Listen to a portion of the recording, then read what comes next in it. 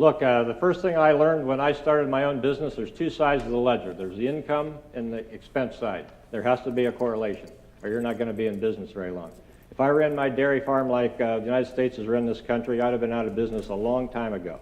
You know, you're looking at a $21 trillion debt, and as mentioned, $779 billion last year, approaching $1 trillion debt next year.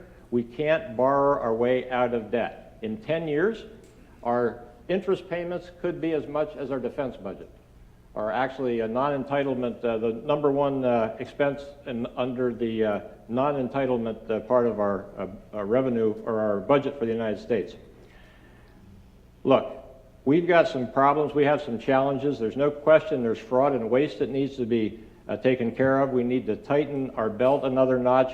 We need to look at passing legislation like the tax bill that was passed last December that's adding $1.5 trillion to our debt over the next 10 years.